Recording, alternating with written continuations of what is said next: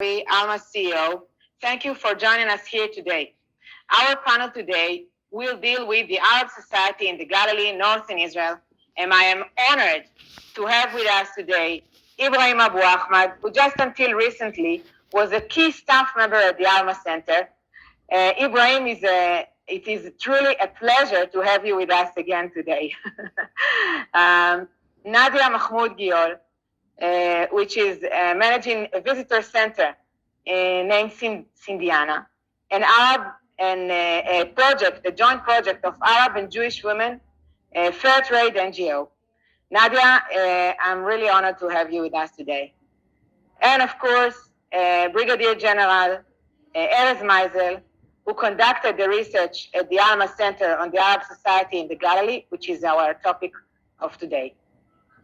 For those of us who are not familiar with our work, Alma is an independent, not partisan research and education center that focuses on Israel's security challenges along the northern borders. We see it as our personal mission to provide research and analysis of the geopolitical reality and the developments regarding Israel's security challenges on all three sides of the border, South Lebanon, Southwest Syria, and northern Israel. We are situated on Israel's northern Galilee, only 6 miles, 11 kilometers from the border with Lebanon. We encounter these security challenges in our day-to-day lives. You're all invited to check our website, israel-alma.org. In a minute, I'm putting this in the chat. And of course, I also would like to thank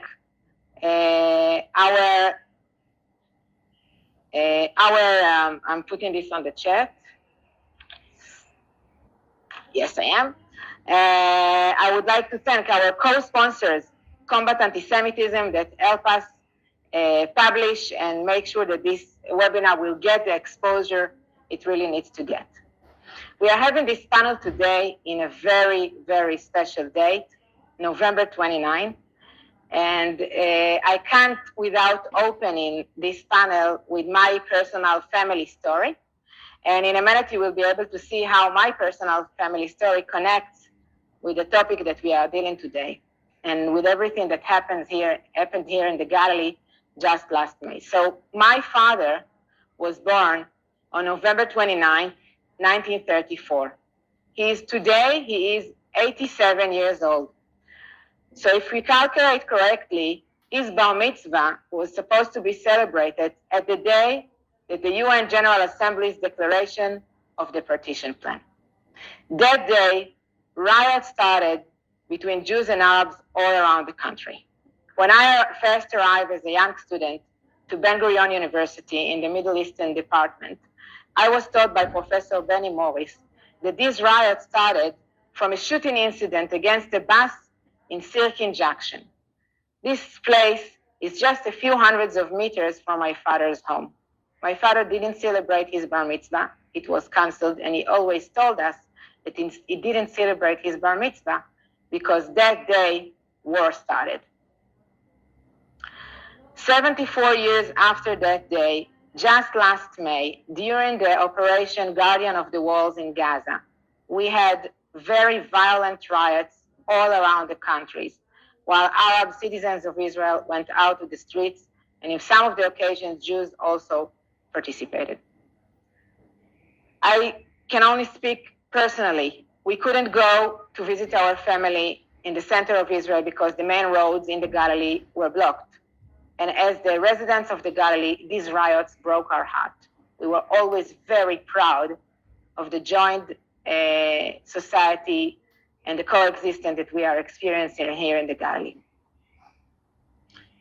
After these riots, I understood that I want to understand what happened here. I want to learn more. I felt that something is missing. I felt that Alma Center, that is located here at the heart of the Galilee, must give attention and analyze and research also the Arab society in the Galilee. Not only because there is a challenge here, but mainly also because there is also an opportunity. This is a complicated story that hardly gets attention in the media in English. According to the UN partition plan, large parts of the Galilee were supposed to be part of the Arab state. This state didn't eventually emerge because the surrounding Arab states and the Arabs within the British mandate did not recognize the decision and went to war against Israel. In Israel live today 1.9 million non-Jewish people, which amounts to approximately 21% of the total Israeli population. We are about 9.2 million people. Today, the Galilee is an integral part of the state of Israel, but as then, also today, the Arab are the majority. About 53% of the population of the Galilee are non-Jewish. We are about 1.5 million residents here in the Galilee.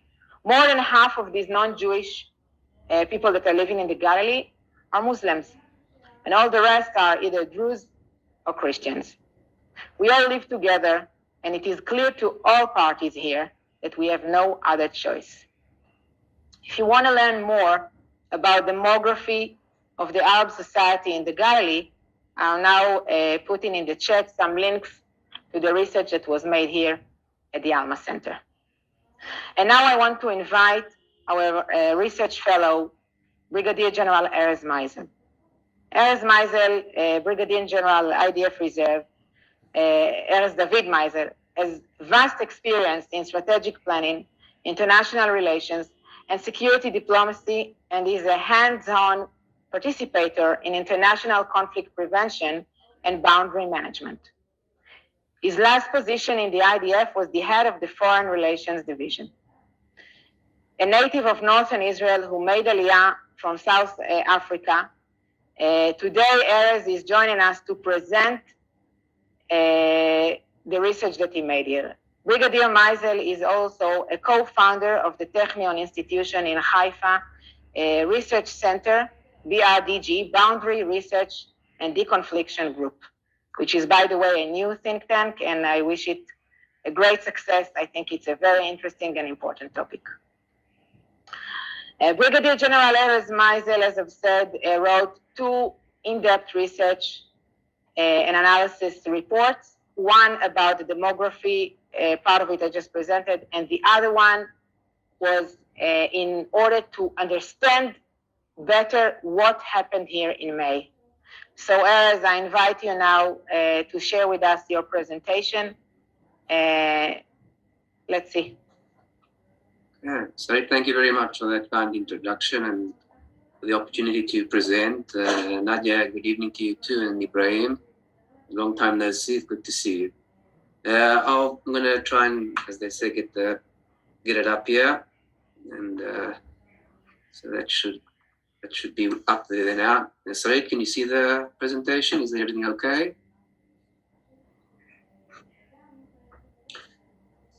Sarit, can you see the presentation? Yes, we can. This is great. Right, so I'm going to start. So again, the report itself focuses, of course, on the May violence in May 2021 in the Galilee.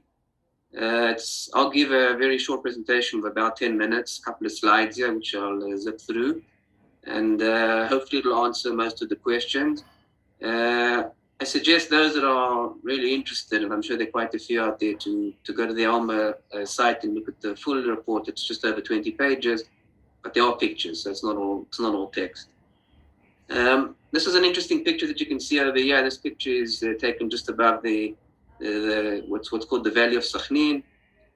The picture itself is a village of Arabe, and this is looking down into the valley itself, and I'll get to that in a second. The subtitle for this presentation is Mapping Arab Friction Points, Arab Elite Tailwinds, and I'll get to that in a second. Basically, it means influencing Arab leadership, but they seem to have influenced in a negative way some of the violence. Local opportunity driven, which is most of the violence was local opportunity along routes and such like. And this whole question of the Generation Z, the generation, what we call now Generation Z, those born between 1996 and 2000, 2005, what we call now first digital natives, and this whole question how they deal with frustrations, of course, and other things. I'm going to what we call bluff, which is the bottom lines up front. I'm talking about, first and foremost, as Sarit mentioned, we're all destined to live here together. We really don't have any other choice. I'm not sure we want another choice. I'm going to talk about three main issues as I go through the slides. First of all, this question of Arab leadership accountability. In the article itself, I speak about, I quote Mansour Abbas, who quoted someone else, of course, about do you want the God, do you want to fight the God, or do you want to eat the grapes when you come to a vineyard? And this whole question of promoting engagement with the Israeli government by the Arab leadership, we see it now in turning Arab politics as well between the two main parties, of course. On the one hand, engagement led by the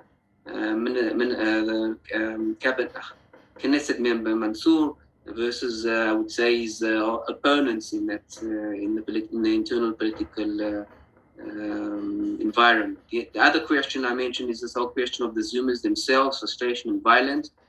And the most important point coming out of the research, I mean, there's still much to be done about that, and of course, to answer some of those questions, is acknowledge the gaps themselves, not ignore it. And I think most of us understand that. But more important is to focus on the young males themselves, which I think in many years has been neglected, and that's becoming more and more of a problem. And third and foremost, you can't understand what happened here in the Galilee without looking at how the Israeli police reacted and what they did and how their behavior also impacted what happened over here. And we speak about rebalancing for presence, which is engagement, of course, and reconfiguring the way the police actually basically enable freedom of movement of all of us, all northern residents on the routes themselves. And before I actually get into the presentation itself, I want to speak speak a moment of humility, as we say, and warning as well. All of this is based on what we call open source, which is basically out there in the social media, and some of it has been field collected as well, if during the events themselves or a couple of days later. But the presentation itself and the research that you can find on the site is much more than a landscape, but it's a little bit finer than an impression. We still have much work to do. What I'm basically putting out here is the trends themselves, and I'm also sort of highlighting where we should look at the other issues as well. What I will not go into, and I think Nadia and Ibrahim may get into some of these things, and when we go to the Q&A, I'm not going to talk about the question of identity. I'm also not going to talk about the question of the Jewish communities themselves in the North. These are givens. Identity questions in the Jewish community, the Jewish people living in the North, that's there. We have to deal with that, much like we have the Arabs, Muslims, and Christians, Cherkessim or Druze. That's given, and we have to now work around it. I'm also not going to get into the question of Jerusalem. I will slightly mention it. Although in the report itself, I do talk about Jerusalem, how that impacted. You can't ignore it, but it will not be the center of this presentation. And I will also, this time, not speak about Accra, the diversified or mixed city in the north, and what happened over there. That really, we don't have enough time for that, and that requires specifically a little bit, I would say, finer research, and also looking at some other, I would say, topics to investigate. So I'll leave those out, and I still think you'll be able to get a very good understanding of what we understand what happened here in May. So my aim, objective, and my method. So first of all, knowledge is power. That's the most important thing for all of us. That is the police, the young generation, Jews and Arab, and of course leadership, Jews and Arabs. The basic aim is why did this happen? And what we would like to try and do is prevent further violent waves in the Galilee. As we all know, there was one in 2000 as well, and there have been smaller ones between 2000 and 2021 as well. The objective of the presentation will be basically to tell the story itself with a couple of slides, a couple of pictures as well. And the method, that's the most important thing, because there's been a very stringent and in-depth research, is how did we create the database, we looked at the past, and how did we identify the points of friction themselves, which basically when we talk about friction, we're speaking about points of conflict or some kind of clash. So first and foremost, as Sarit mentioned, I've prepared and almost produced 3 reports on, I would say, trends, demographies, and what's some of the issues that are really of interest to Jews and Arabs living in the North. And we've put it all on a map, really. This is a demographic map of the Galilee itself. We then divided into 4 clusters. The clusters are based on ethnographic and some sort of, I would say, links between the different settlements and communities and villages and cities. This enabled us then to try and look at where are I would say, the friction points, where are the points we need to look at, and what do we need to deal with in the future as well. There are 8 clusters altogether, looking at the different ethnographic in the Galilee. We have basically, I would say, we have 1, 4, 5, and 3 and 8 clusters are in Lower Galilee, which is where the most of the incidents occurred, and then 5 and 6 and 7 are in the Upper Galilee. That's just to say what we're talking about. As I mentioned, we're not going to be we're not going to barely talk about Akka, and we're not going to talk about Haifa this time as well. Regarding the method, the collection itself was done from social media, Arab, English, and Hebrew. It was all then collated into an Excel spreadsheet. We divided into 4 friction levels. Green, a demonstration, normally peaceful, and normally would have a license as well from the police. Yellow, 2 would be an obstruction of the routes itself or the routes. That could be some sort of obstacle put there, or possibly some stones, of course, thrown, and we'll get to that in a second. 3 in orange is actual property damage. That is that maybe a police station was damaged or a car was damaged. And physical harm is basically people were wounded. In the Galilee, not talking about Akka again, people were only wounded, but they were wounded badly. We're talking about incidents that happened along the roads. When we looked at the spreadsheet itself, we divided into where it happened, when it happened, of course, what it happened, and we also divided into the clusters themselves.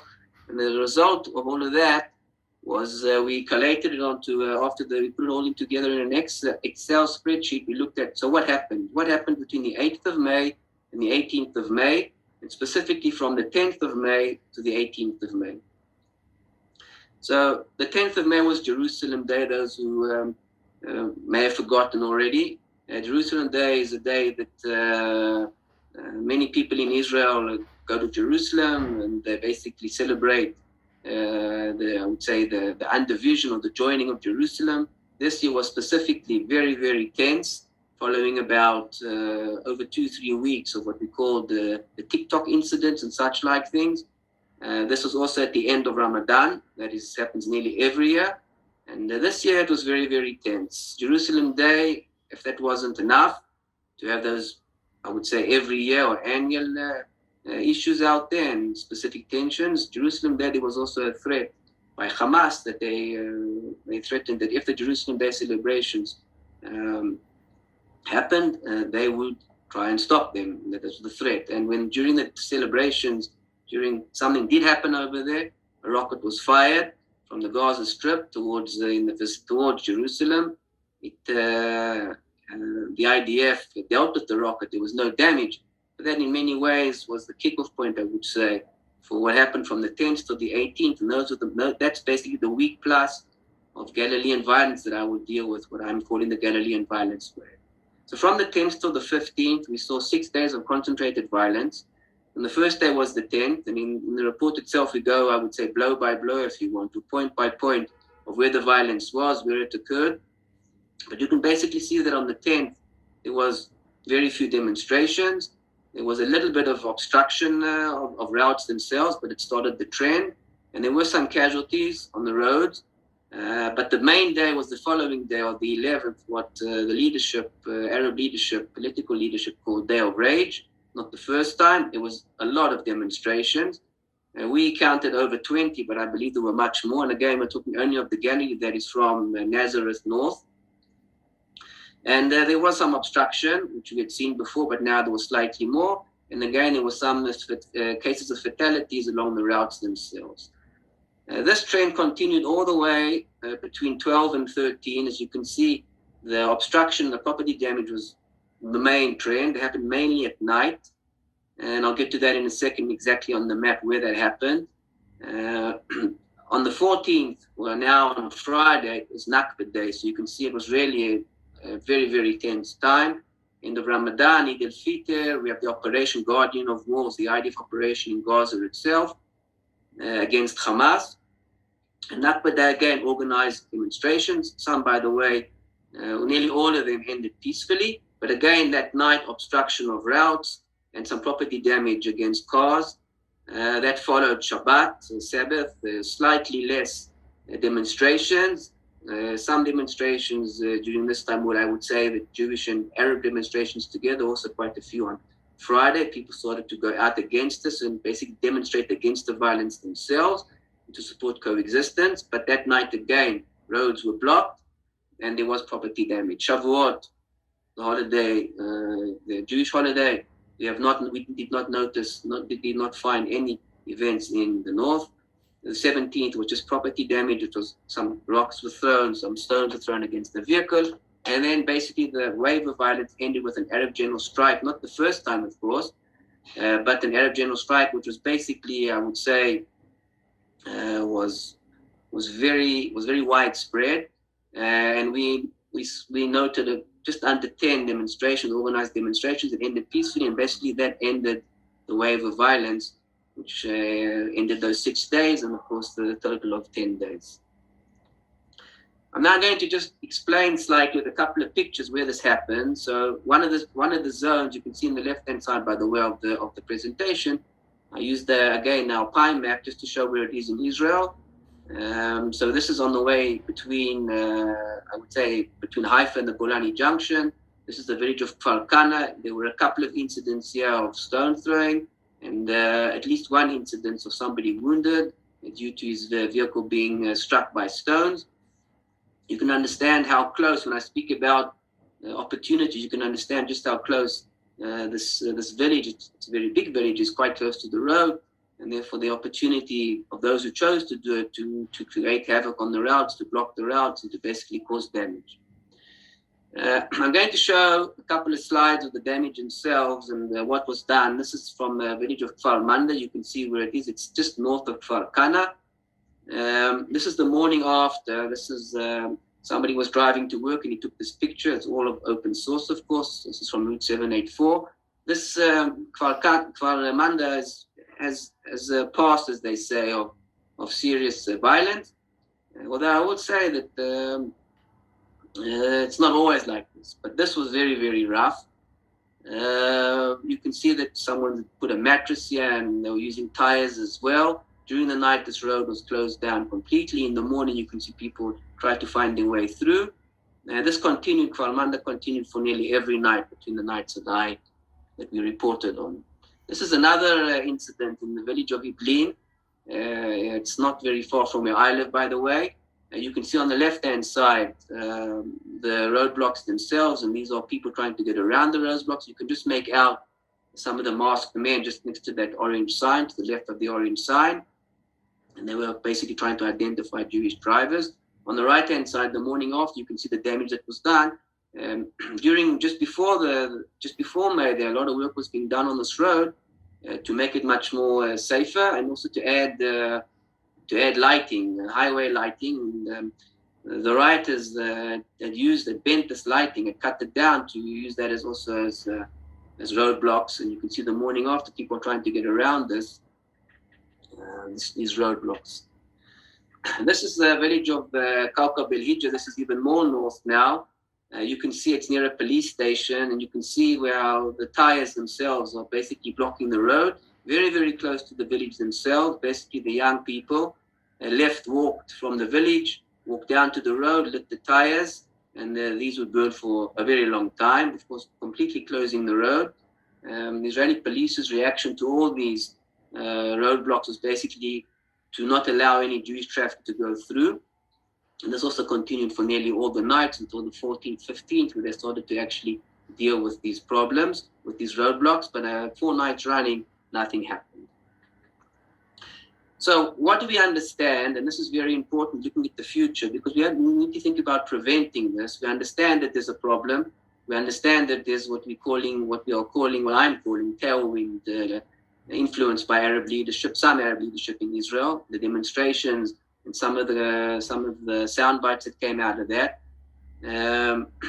Again, there are frustrations. We're also speaking about the impact of COVID-19. Many young people went home. Some students, of course, were not at university or at college. They were at home. There's, of course, the impact of unemployment as well. And as it is, there is a youth bulge in the north, not only in the north amongst the Arabs, but specifically I'm speaking about the Galilee. And when you look at the result, you can see that out of the 8 clusters, basically the northern clusters were not that violent. Demonstrations, I would say it's a given right, it's a democratic right, specifically when they were coordinated with the lights of the police, which most of them were. And even when they weren't, they were basically organized and peaceful. But they led to something else, which is this property damage and obstruction, and in some cases even the casualties. You can see that most of the violence during May is located in what we call the lower Galilee, specifically in clusters 2 and 3. You can see there's quite a few incidents there of casualties, of people wounded from stone throwing. In one incident in cluster 3, somebody made a mistake. A Jewish driver tried to get around these roadblocks and drove through an Arab village, and was basically attacked very, very seriously. But he was also, I'll get to that towards the end of my presentation, he was also, I would say, rescued by Arab residents who pulled him out of the car. But of course, he was attacked by other residents. The other point that this map makes very clear is, we marked it in red, is the routes themselves, what we call the block roads themselves. And these are very, very important roads. Either they are leading north to south, east to west, are main roads, and some of the roads themselves are leading to Jewish communities, Jewish villages themselves. They were blocked, such as in Iblin or Kawkab al-Hijra or Farmanda. But others like Falkana and places, areas like around the Bir al-Maqsur or Zarzir, these areas are also closed as well, impacting freedom of movement of everyone really, but specifically the Jewish residents of the Galilee. But towards the end, as I mentioned in that the chronology that I presented, there were other demonstrations as well. This is now the 18th. This is that main general Arab strike.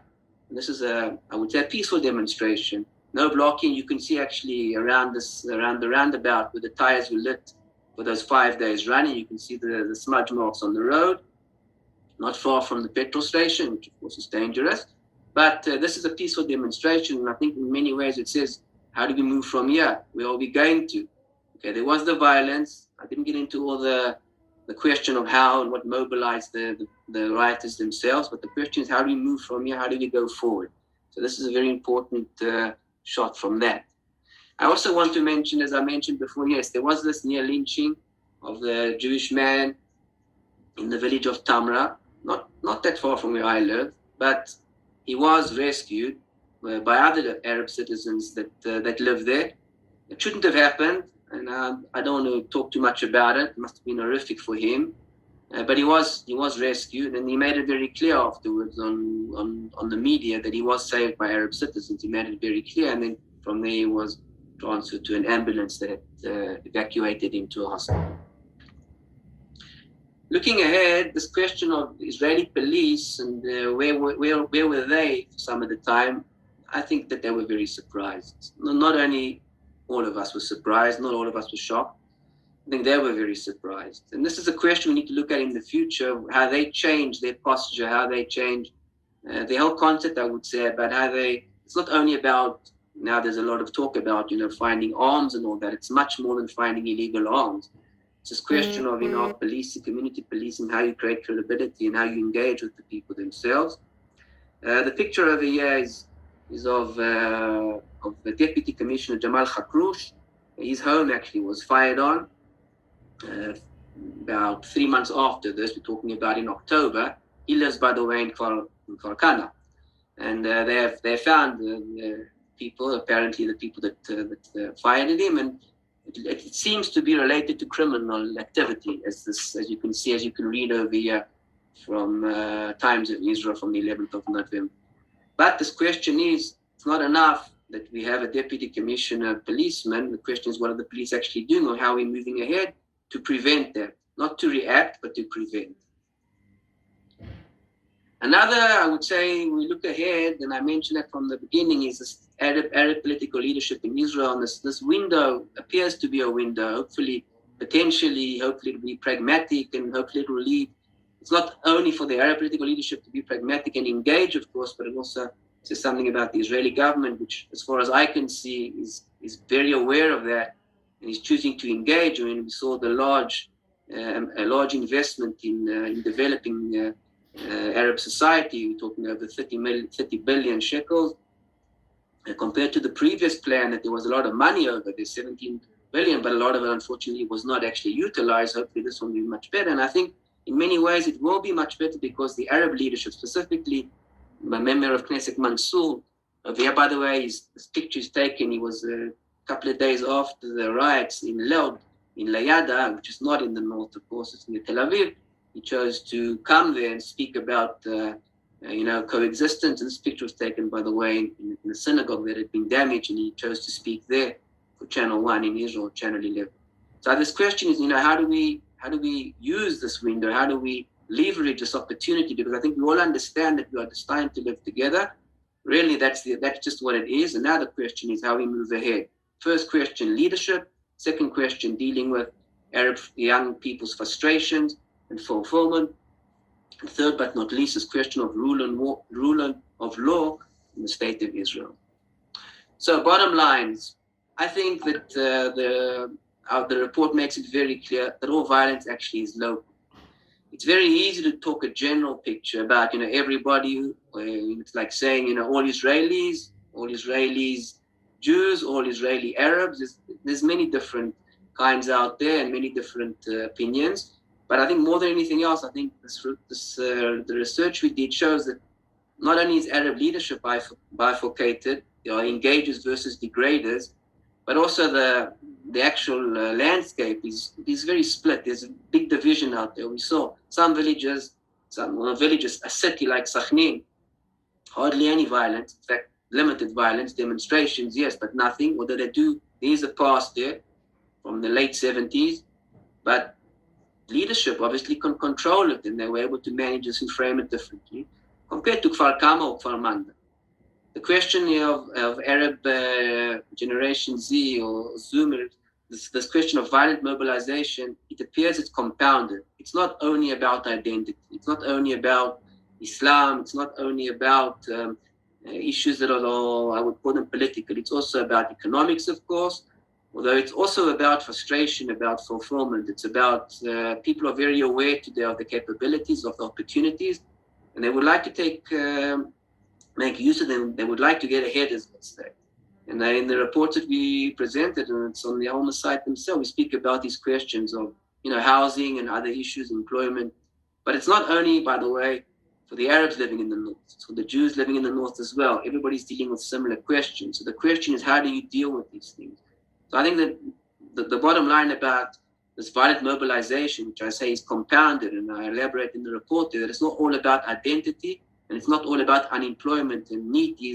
That means it's that grouping of people that are either not employed, not educated, or not being trained. And third but not least is this question of credibility for the police and developing situational awareness. That if they understand what's happening, they are engaging. I believe that many policemen knew what was happening, but the question is, what kind of process is out there? What kind of system is there? What are you dealing with to basically persistently prevent this from happening? How do you deal with it, and how do you engage with the people themselves, and how do you see the community as an opportunity and not necessarily as a challenge? So I think I've basically been longer than I was told to be, and I apologize. Again, the full report is on the site. It's not very long, and again, I mentioned there are pictures. So I thank you very much for your patience and attention. And I'm sure that when we get to the Q&A, I'll be more than happy to answer any questions and receive any comments and insights. Thank you very much. And again, Sarit, thank you for the opportunity. Thank you, Erez. If you can stop share. And everybody, you are invited to write your questions in the chat or in the Q&A. It's okay, and I will moderate the questions in a few minutes. And now I want to turn to Nadia to hear your opinion. Nadia Mahmoud Giol is the Visitor Center Manager and Principal Facilitator at Indiana of Galilee, an Arab and Jewish women-led nonprofit and fair trade organization in Israel. Indiana uses locally sourced materials to produce fair trade organic products that are exported to the US, Europe, Japan, and Australia from their facilities near Nazareth. Nadia is a certified group facilitator in nonviolent communication, environmental education, listening circles, meditation, and self-awareness. and she leads these most often in multicultural groups. Nadia is also a translator and a peace activist. Nadia grew up in a Bedouin village and is a Palestinian Arab Muslim citizen of Israel. So, Nadia, good evening, or good afternoon. It depends on which clock we're looking at. I would like just to start from the personal experience. How did you experience my events, last May events, as a social activist for the shared communities in the Galilee? Yeah, it's really good questions. It was really, was a really hard time for me. I experienced a lot of sadness, anger at the same time, and frustrating. 1 week, I work in Kana of Galilee. You talked about Kfar Kana. This is Kana of Galilee, where the organization it's located in the road of 77 in the industrial area. 1 week, the road was closed. I live in Nazareth Elite to the village, and I could not arrive to my work. And in the same time, we was always worried for each other. Some of us could arrive to the work, some of us not. And in this time, I was thinking what I can do to do even a small thing to feel some ease and to contribute for the general situation. And I found myself, me and my daughter and their Jewish friends in our home, making photos, making posts with phrase "Stop Violence." We don't want to give up for the childhood friendship and the life that we create together. And I'm connected to a local community in my city, and we post this in Facebook and in all the social media. Every family, Arabs and Jewish here in the city, they did it together to call people to get back to their calm and to appreciate the life that we create here together. And always I was connected to the news and to my colleagues in several and different active peace organizations that they went out to the junction to say stop with the violence. And this was the light in this time for me, that and gave me the hope that there is people that appreciate the life that we built all these years together, because we are not the same Arabs and Jewish that we start life at 48. We built more than 70 years of shared life, and this is reality, and we will not give up now for this. Yes, there is a cruelty, there is a violence, there is injustice, there is discrimination. We live all these kinds of life here in this place, but it's forbidden to give up for this because this is our home, this is our homeland. We share it, we want or not, and this is our reality. And I believe that in this time, I felt how much it's need to invest our energy to find the common things and the third things and the good things that we build together, and from there to start. I totally agree, Nadia, to invest all the energy in building the bridge rather than fighting each other. I want to go now to Ibrahim. Ibrahim Abu Ahmad is an Israeli Arab born and raised in Nazareth, Israel. Ibrahim holds lectures discussing the challenges of the Arab minority in Israel to Jewish Israelis as well as groups from abroad, ranging from students, journalists, and diplomats. Of course, Ibrahim met many times as part of Alma Center staff. Ibrahim has an MA in National Security at Haifa University and also holds a BA in International Relations, focusing on U.S. Middle Eastern relations. He started his degree at the American University in Egypt, in Cairo, but after the Arab Spring there, he moved to the U.S. and completed his degree at the James Madison University in Virginia. As I've said, until recently, Ibrahim was part of our staff, but today he works in Herzliya in the social media field. So far, it's first of all, it's an honor to come back and participate with the Alma Center. It's a personal privilege. But in terms of May, as you mentioned, we had a few discussions.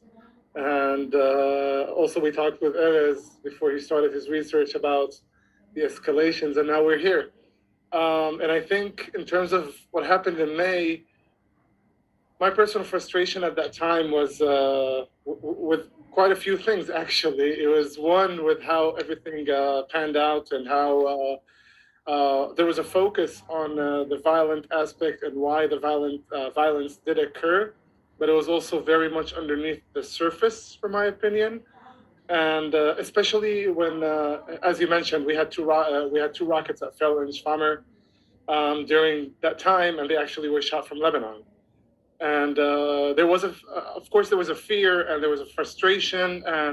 But I think above all, one thing stood out for me is, damn, now again, we're going to talk about another problem that is not the root problem of everything that's going on in May. And the focus will be on external issues, because the clashes and the problems of May started already in April with the case of Sheikh Jarrah, which we'll not get into today, and then escalated into May, into protests in Israel between and clashes inside Israel. And then Hamas sort of took over and hijacked this topic. And Hamas wanted to be the hero of the Palestinians who fights against Israel, and they shot two rockets on the May 10th. And basically, the whole Israeli media and all focus was on the guardian of the walls. The clashes and the problems that were started to happen in Israel kind of became a secondary show.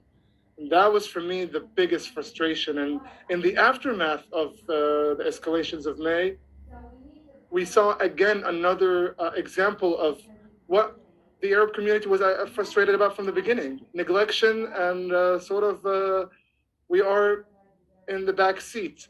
What happened after May? Everything was swept under the rug.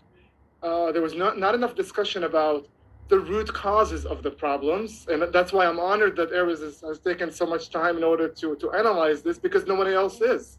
On the government, we can see from stats from already, from 2004 till 2009, we saw a massive increase in the level of crime in the Arab community. From the population of 20%, there was about 41% of the crimes were committed by Arabs.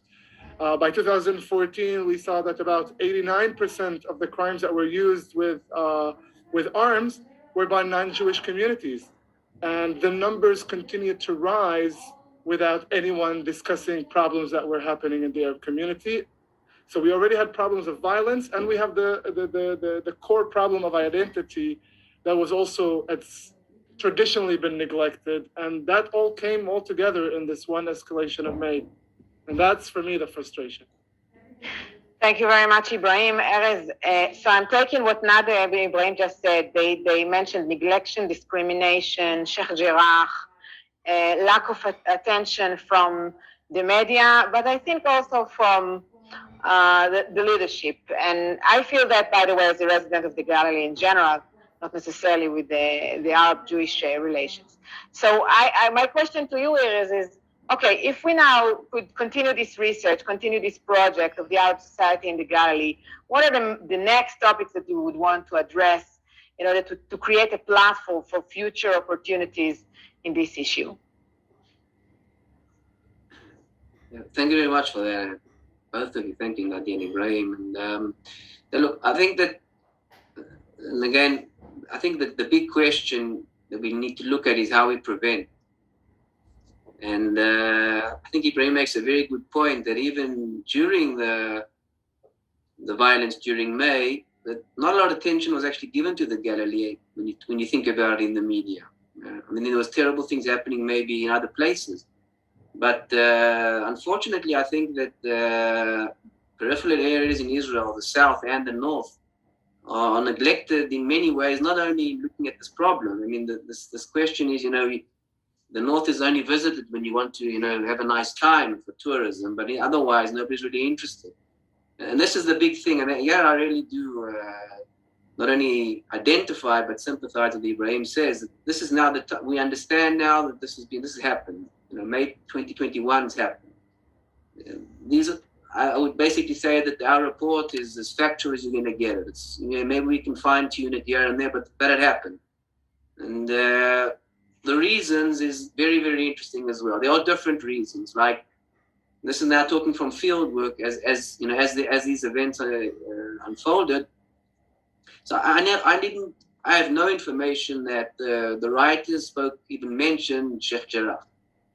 In fact, I don't have any information that they even mentioned Jerusalem. They may have, but we don't have any information about that. We do have some information, and obviously not all of it, but some of it is about personal things that bother them, some frustrations, even those that have basically been basically dealt with by the legal system at the moment. Even they speak about personal frustrations. They speak about things that they find difficult, the things that they are annoyed at. Sometimes personal, sometimes economical. But I'm not sure that the political question is the defining one for many of these rioters. Although I'm sure it exists. I'm sure this question of identity politics is very, very important. But I think that the way to move ahead is not to focus on identity politics and trying to solve them. We've tried that now for over 20 years. And I think it's important to talk.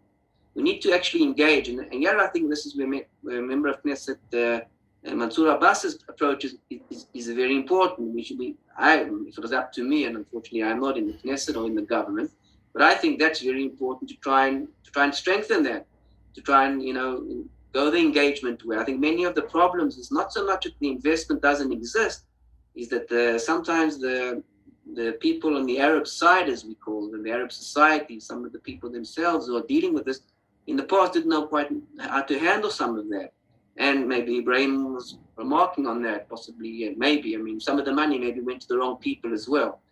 But now I think we have an opportunity to move ahead. So if I was to say what is the most important thing, what is the next topic for research, I would say there are root causes. As I mentioned, I'm not going to talk too much about identity or why there are Jewish communities or why Jews live in the north. The question is, let's get ahead of that now. I think the most important thing is how we deal with, I would say, not the root causes, maybe that people think they are the root causes, but what really bothers people, how we are able to fulfill people's expectations, Arabs and Jews, by the way, in the north. And I think that's a common thread for Jews and Arabs in the north. I think it should be about how we can cooperate, Jews and Arabs together, to basically strengthen the north. So if you were to ask me what is the next piece of work, I think it should be a practical plan of how to strengthen the north, with Jews and Arabs together, because we just don't have any other option. Thank you very much, Erez. Nadia, if I am giving you two keys, there are tons of, you mentioned discrimination, Ibrahim said neglection, problems, challenges, really there are many, you mentioned crime. I'm giving you two keys to address the really diverse challenges of the Arab society in Israel. What would you address first? First, I would address the youngs, how to, and the education system. Because I think that if we want to build a health society, we have to have a healthy education system, healthy youngs, that they have frames where to express their self and where they can nourished by knowledge to guide them in their life. Because we have lack of resources of knowledge, expressing education, frames for youngs to express themselves. And I think this gap that, and this space, empty, I call it empty space. This empty space is the bomb. It's the explosion of this reality, I think. We have to fill this space and to give answer for the frustration, for the anger, for the lack of resources. I think when I see the gap and the difference between the Jewish youngs and the Arab youngs, Jewish, I'm not talking about now is wrong or right or good or bad, but the issue of a frame. For example, Jewish, they have the frame since the high school. They know where their faces go. They know which plan they're having. They know what going to do. The Palestinians local community, they have a lot of frustrating. Even in the high school already they have this frustrating. They don't know to do with their life. And after school, a lot of them without frame, without education, without work, without guided leaders that guide them what to do in their life. And I think this place and this empty space, there is a lot of work to do in it. I will start there. And the other point, it's the gaps between the two communities when we are talking about women. There is lack of a lot of resources and lack of skill for women, because this woman mostly who raise these youngs. And I think this place also need to be taken care. Thank you very much. I couldn't agree more, Nadia. Ibrahim, so our research didn't touch upon the issue of identity. As Erez said, we wanted to try to check, I would call it more physical issues than fluid issues. But yet, you in your meetings with the groups that came to Alma presented a very complex picture of identity as an Arab who is living in Israel. And I would like to give you the opportunity to share this within only a few minutes. Usually we give you 40 minutes, but only within a few minutes to tell us, you know, from your personal point of view, what is this complex identities of the Arabs in Israel? Yeah, in a nutshell, the whole problem of identity is the fact that we are torn between being born in Israel as Israeli citizens, and then you have a very direct connection to a Palestinian identity as well, because your grandparents were born Palestinian, they could be from other areas. My personal family was born, my grandma was born in Ramallah, so she could have stayed there and could have remained a Palestinian with Palestinian family, but they ended up eventually being inside the territory that became Israel, and then she became Israeli. So we are exactly in the middle between these two identities. And one of the core problems for me in terms of the identity as a minority in Israel is that we don't see an acceptance of our identity as a community, as a minority, as a Palestinian identity. The word Palestinian is a taboo. The word Palestinian is like a derogatory term in Israel. It's Arab Israelis. There's no effort that we see as a community as a whole to understand that we have a complex identity and to embrace it. Because if you are going to create sort of a torn identity, you either pick that you're Israeli or Palestinian. Where do you think the majority will go? The majority will go towards the Palestinian.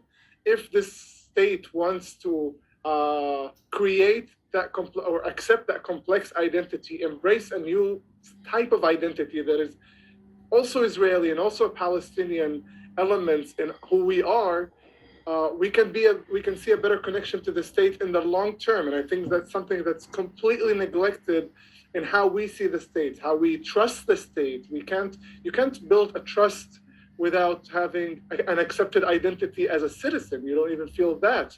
So how are you going to build a trusted relationship? And that's something that exists within the community, that frustration that does exist over a Nakba, different timelines in our history that we feel that the state has not backed us in terms of accepting who we are as a minority.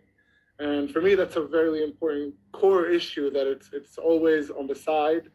And we haven't seen a real tackle to talk about our complex identity. We're just Arab Israelis. And when violence happened in Arab communities throughout the last 10 years, we haven't seen much. But now, when the clash is happening between Arabs and Jewish communities, it becomes a big deal. But what happened before? Where is discussing the problems that we are as Israeli citizens have of security, of safety, of feeling equal in terms of having a personal space and personal security in my space? And we feel that's completely neglected. Today, unfortunately, we commemorate the 120th murder case in a calendar year in Arab community in Israel, in Nazareth. And we see that, I personally wanted to log in again at 6, and it was already the 11th section of the news, And also, there was a horror case of a woman that was killed by her husband on Thursday in Imrar. And the fact that her funeral happened yesterday was a little short, little tiny paragraph at the back of this article. And in other cases that we saw, and it's important to do so, in Jewish cases, for instance, they interview the mom, the grandma, the neighbor, and everybody cries, and they put the video of when they're in the funeral and talking about how amazing that person is, which is, I'm not saying it as a bad thing, but I'm saying that we don't see that creation of empathy of a person who died because of the lack of policing, lack of security, and if the Jewish population will not feel that empathy, they will not demand a change from the state, from the government. And if the media doesn't want to create this empathy, it won't happen. And these are parts of elements that we see on a daily basis as citizens, that we see that our stories are in the back. Nadia, in your case, it's even more complicated because you are, as far as I understand, a Muslim that was married to a Christian, and you are, I don't know how to say it in English, farmer Muslim, falach, that grew up with Bedouins. So can you explain all of that a little bit to us? Yeah. As a woman and as a girl that I born to displaced family, second generation of Nakba, I grow up in the shadow of this conflict in the daily life. My family, I grew up in a traditional Muslim family, falah, like you say, in a small farm in Batuf Valley, North Safuria. This is my village originally, my family village. In the small farm, the only thing that left to my family from their village after the war, after the village was destroyed. And always I was curious child, and always I asked myself, why the Jewish behind the hell, they treat us as a foreigners, and why the Bedouins in the near village, they also treat us as a refugees and we are not accepted. Then I felt the discrimination from both sides. One side they say, foreigner, get out, this is our home. And one they say, you are refugees, you are not accepted. And always I thought, who's the good guy? Who's the bad guy? Who's the good guy? Who's wrong and who's right? And to who built this place? Okay, this is our village. And they say now this is their village. We are foreigners. How it's work, these things? And since I remember myself, I grew up with the story of the war. And I was lucky that I grew up with a mom that she taught us who we are and what is our roots. And in the same time, to respect people as a human being.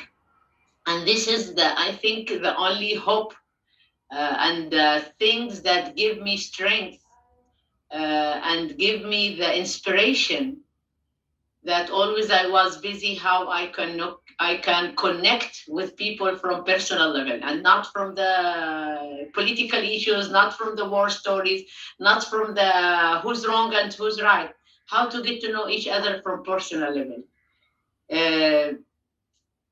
And always I thought that I want to live with a human being. I don't want to be Muslim. I don't want to be Christians. I don't want to be Jewish. I just want to be human being. And from this sensation and from this place, always I saw people as persons and not as a language, as a culture, as background. And I wanted to connect with them as persons. And this, I think, always they called me, let's say, the black sheep, because I was different from the reality that I lived around. And because of, let's say, of this thought that I have the right to do what I want, and I have right to decide to myself as a woman, as an Arab, as a Palestinian, and as Israeli in the same time, with this also complicity, it's not easy to live. And I think I spent more than 20 years from my life to learn how to connect with this complex identity and how to live with it in peace. Because as a Palestinian, I remember myself when I was 18 years old, I thought, okay, I'm Israeli, I can live where I want. And I discovered that I could not rent a room in a kibbutz because I am Arab. And when I left the country and I lived abroad in Europe, I was treated as a trader, Palestinian trader, because I have the Israeli passport. And in West Bank, they called me a trader because I live with Jewish and I speak Hebrew. And in Israel, they treat me as Arab. I'm not accepted, and I cannot rent a room with Jewish girls in Jerusalem, the new side. I must tell you that I couldn't rent for a month and a half. We were looking to rent a house when we were renovating our home in the nearby Arab towns, and we couldn't find anywhere, only for a month and a half. And in Jerusalem, also in the Arab side, I could not rent a room because I speak Hebrew. Then there was a time that I found a refugee in the international community. And this was my, let's say, the place where I could find peace and I connect with people. And since then, I understood that there is a lot of work to do. And I have to do something. And since then, I'm an nonviolence communication facilitator in multicultural groups. Today, I work what I believe. I live what I believe to empower women, to connect with people, and to bring my reality, my identity, and I'm here. And I would like to connect with people with who I am and with my roots. Because always I tell people, my roots, this is what made me who I am. And today, yes, I'm Arab, I'm Palestinian, I'm Israeli, and I'm all this together. I'm Muslims, I have Christian daughters and husbands, I have Jewish nephews, and I tell you that we live with this in peace, and this is possible. Because the border, it's in our mind. And we create the borders. And how we create the borders, we can take it off. Thank you very much, Nadia. This is really words full of hope. And now I'm moving on for questions. We're going to take only a few minutes for questions. We have quite a lot, so everybody excuse me if I will not be able to answer all the questions. Or the panelists will not be able to answer all the questions. So I want to address the next question to Ibrahim, that some Palestinians say that the evictions of Arabs in Jerusalem had a radicalization effect throughout Arab-Israeli populations. Do you feel that the Jerusalem evictions had any effect on the violence in the north? You mentioned that, you mentioned Sheikh Jarrah, but do you think that this is actually the accelerator that took people out to the street? I think the short answer is no. It was an important indicator. I think also if you recount also social media and how people are easily mobilized and people can easily know what's happening, I know from firsthand of a lot of people that protested in Sheikh Jarrah during April and the beginning of May, and they were recording the fact that their biggest frustration that they couldn't protest in Sheikh Jarrah, that they were always stopped by police, even when they were peacefully protesting. And they created a sense throughout the country that when you're an Arab, you feel like you're choking, that you cannot, even when I want to protest, I'm feeling like it's not even that possible. And then one key protest that happened was in Haifa that kind of slapped everyone in the face in a way, because for everyone, Haifa is the city of peace, of there are Muslims, Jewish, Christian, Druze, everybody lives in Haifa together. They celebrate all the holidays, and then we see a protest that barely lasts 10 minutes. and it wasn't by the young violent Arab crowd. It was by the educated young working generation of Haifa, who are lawyers and doctors and people that I know, and they felt that they couldn't protest because 10 minutes into the protest was immediately stopped by the police, and they were running down the streets of Haifa like criminals. And one of them was, while they were being chased by police, was yelling, "Somebody called the police!" Like out of the irony. So that creation of frustration was built from protests in Sheikh Jarrah that were already felt that they were not being allowed to happen as peacefully, including from Jewish organizations, by the way, that were also protesting in Sheikh Jarrah against the eviction. So it's not just when Arabs protest there, it's in general feeling that you can't say an opinion against that. But the actual thing that mobilizes people is Al-Aqsa. And the bottom line is, if we look at from the second Intifada till today, we had a lot of incidents that had the potential, supposedly, to create escalation. The moving of the embassy to Jerusalem as one very big one that you would think an American embassy in Jerusalem would be chaotic, and I remember seeing videos of the cameras on Ramallah, and the streets were dead empty.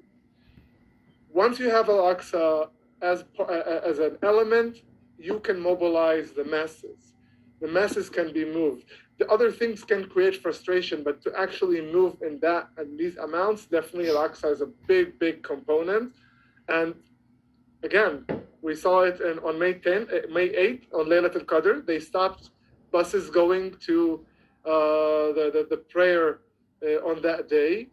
And they stopped the youth to go to move around freely in the East Jerusalem and Damascus Gate. The police stopped that movement on May 8th as well.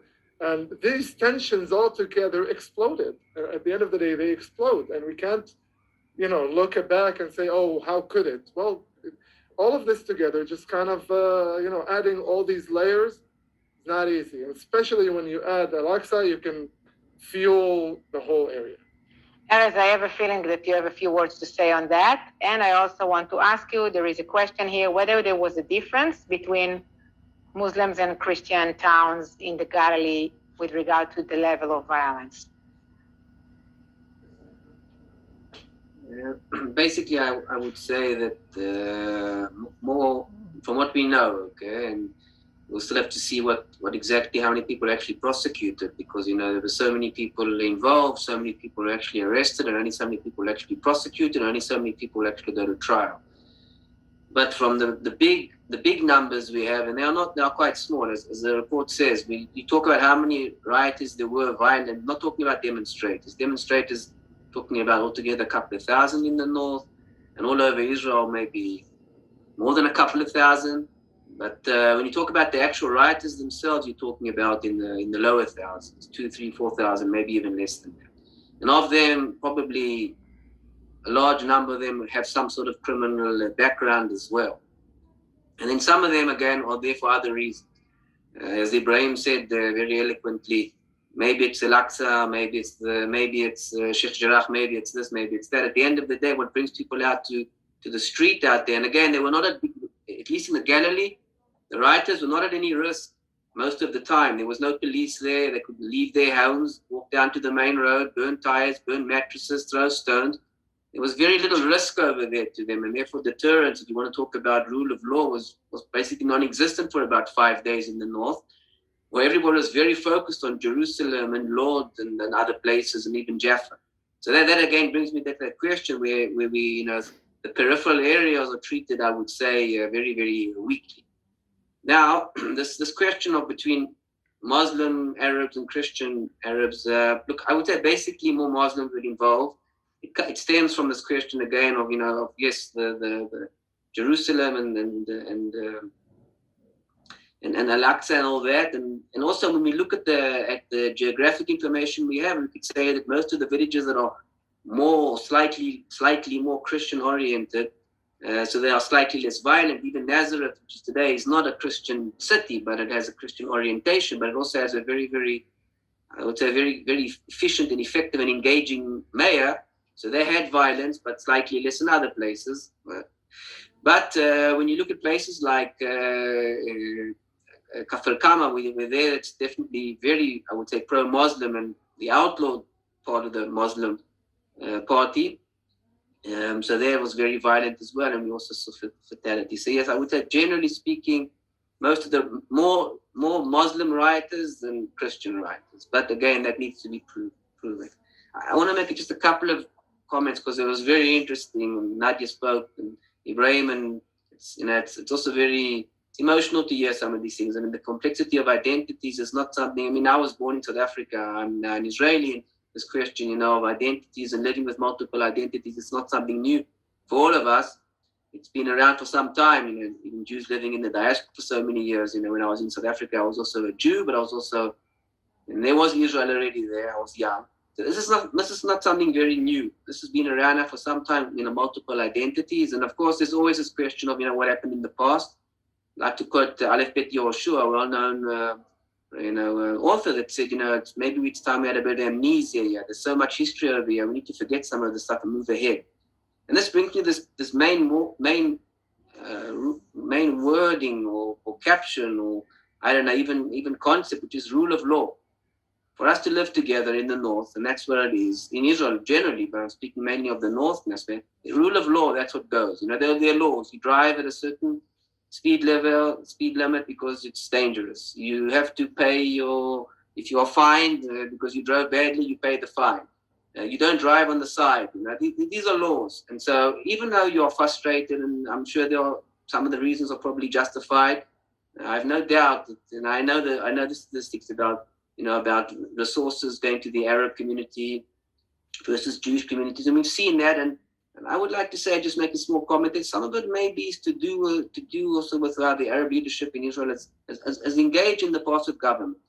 And some of them maybe even, I would say, don't want to engage with government because it serves their political purposes. And we are seeing now this tension between the engagers and degraders in the Arab political community in Israel, where even Mkem Abbas is actually, I would say, criticized very, very severely, although he is making strides, and we wish him luck, as they say. But this question of rule and law, that's the most important thing. That even though you have frustrations, even though you have possibly, we all have frustrations, but you don't get out to the street, burn tires, and throw stones at your neighbors, and then you have to live with them the following day. That's the problem. That's what May really teaches us. There was no real reason for anybody to close the road at Farmanda or throw stones at Farkana, or nothing happened especially to them. There really isn't a reason. And again, I said, most of the field information we have doesn't prove that it was about Jerusalem. It's about something else. And therefore you ask them, what's the next stage? The next stage is how we prevent it. And I don't believe, honestly, and now I say as a researcher, I don't have information that says it's because of Jerusalem. There's something else there. We have to deal with that. The second and nearly last point, again, is leadership. Look, I don't vote for Arab parties. I have a difficult problem sometimes voting for some of the Jewish parties. But the question is, what do they stand for? And I do want to mention Akka and even Haifa, because there, when you look at the demonstrations that were organized by the political parties, the Arab political parties in Israel that are in the Knesset, they need to be very, I don't say, aware of what happens in these demonstrations and how they're organized and what happens. Because as the information, at least, and I speak about tailwind influence, following this demonstration, things happen. And people say things in these demonstrations. And maybe even they choose to disengage. And maybe there's something to learn from that about leadership compared to, again, I know I've mentioned his name before, but this whole question of Mansour Abbas and, going to the synagogue. We agree there's a problem here, but we need to move ahead. Last one is this question of males. I think we focus a lot on females. But I think young Arab males is a big issue. And it's not only about unemployment. It's also about, as Nadia said, about frameworks. So maybe, most Jewish young men at the age of 18, they go to the army. That's compulsory. But it does give them a framework. At the age of 18, you're quite stupid. You're very stupid even at 21. But at 18, you're definitely quite stupid. And so maybe there's this whole question of community service needs to be moving ahead a bit, supported, because that's very important, I think. This question of framework, as Nadia said, I think it's very important for the future. And that also leads us into this question of education. Because now there is not a lack of money to go to school for Arabs, even for Bedouin. There really isn't. The question is the motivation to sit down and go to school. And that's what we need to be very focused on. Thank you very much. Erez, thank you very much. I think these were the closing remarks. We really need to end. I know there is much to be said and much to be discussed and many, many more questions. This is a really highly complicated topic and we only touched the tip of the ice. It is clear to us that you will continue this research and analysis, and if you would like to support us in this and help us get more knowledge and understanding on this topic, I am now sharing on the chat the link for donate, and I would appreciate if you will be joining the family of the Alma supporters and help us continue to do what we know best how to do. I want to thank our panelists, Brigadier General Erez Maisel, Nadia Mahmoud Giol, Ibrahim Abu Ahmad. Thank you very much. It was really a fascinating discussion. And I guess that also disagreements are fine. This is why we're here. Alma has many programs, many educational programs in various issues concerning Israel as well, North and the challenges here.